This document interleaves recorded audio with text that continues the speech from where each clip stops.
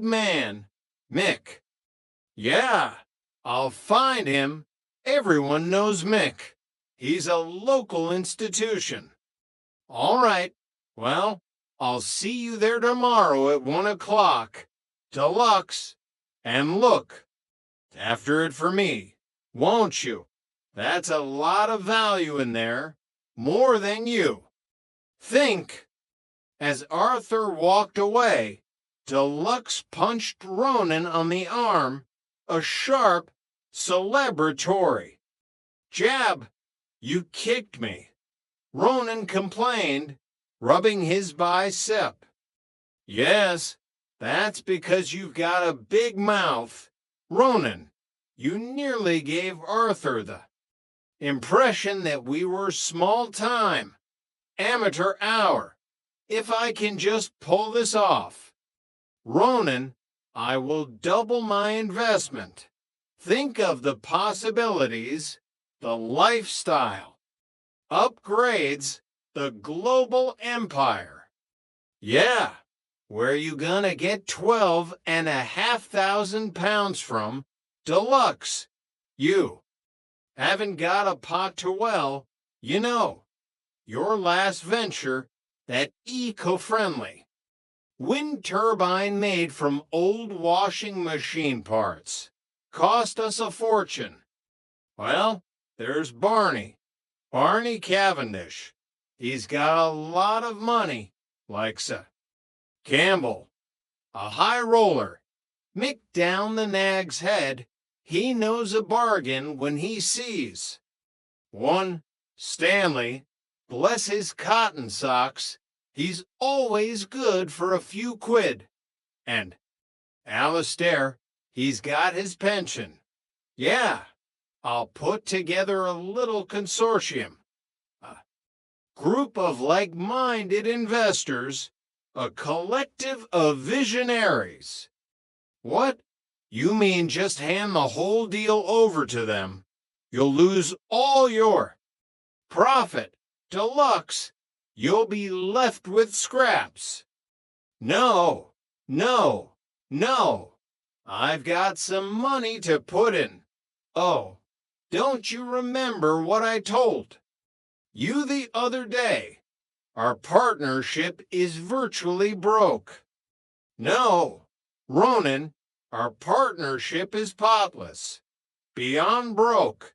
What I mean is I got some money to put in. My own personal stake. You've.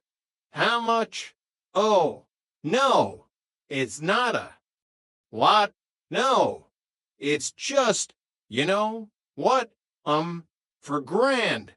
Just a small sum, a modest contribution, but significant enough to show commitment. Ronan's eyes widened, his jaw dropping in disbelief. For £1,000?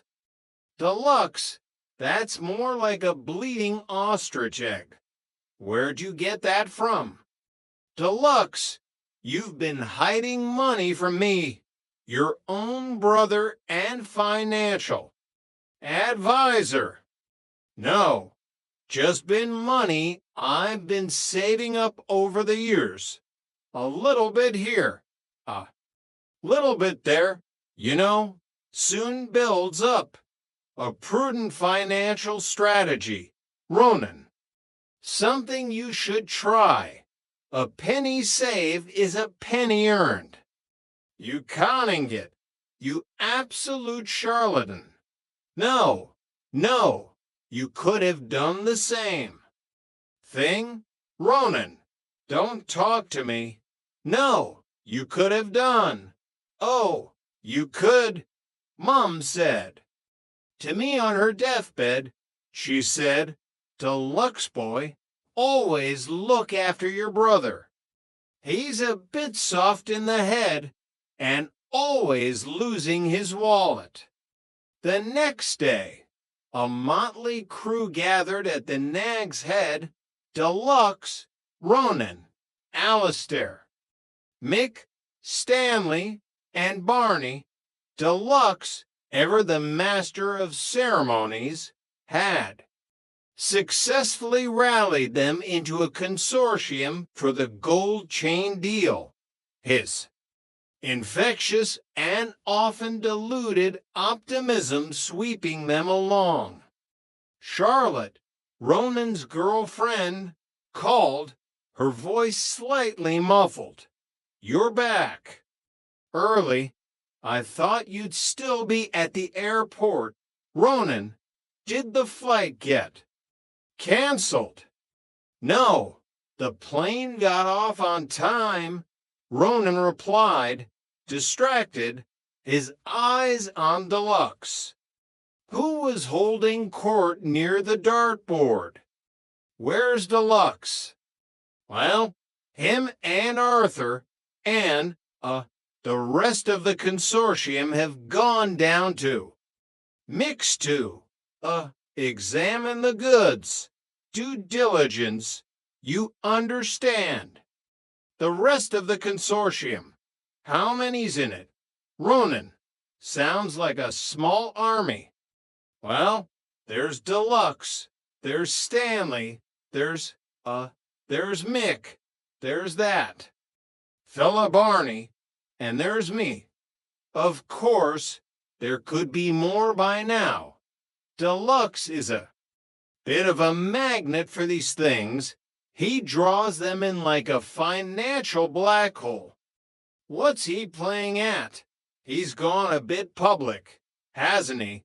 This doesn't sound very discreet." Ronan, Charlotte sounded concerned, clearly familiar with Deluxe's penchant for grand, public gestures. Stanley approached Ronan, a look of smug satisfaction on his face. "I've just been down to post office. I've got my savings out, my life's earnings. Pity you weren't interested. Ronan, you could have made yourself a nice few bob. A tidy little sum." Ronan sighed, rubbing his temples. "Well, yeah, I suppose I could have. But the thing is, you see, them chains are part of a VAT ripoff, aren't they? That's why they're so cheap. Stanley, it's not exactly above board." Stanley blinked, his face a picture of confusion. "Yeah, do you want a cup of tea, son?" "No, I don't want nothing." "What's wrong?" "Nothing. Everything's fine." "Look, you got her hotel number. Give her a call. Ronan, she's probably worried." "Sick." Ronan shook his head. "No way. She was supposed to phone me at 12:30, and look, it's past 1. Now, she's probably having a drink and a laugh with all them yuppie sorts from the bank, flirting with some rich city boy, or worse. She might be in bed. Ronan, eh? I mean, sleeping off the jet lag. The jet lag? She's only gone to Guernsey. That's hardly a transatlantic flight," Stanley said, bewildered by Ronan's dramatic assumptions. Deluxe returned, beaming, a triumphant expression on his face. "So what did the jeweler say?" "They're pucka, honk. They are the real McCoy. Solid. Gold, 18 karat. Top-class workmanship, just like Arthur said. Oh, we'll double our money on these. Have no fear. A surefire investment. Very shrewd move of yours, Ronan. You know, not to get involved in this deal. You saved yourself a headache, my son, all the worrying, all the sleepless nights." Ronan just muttered, "Shut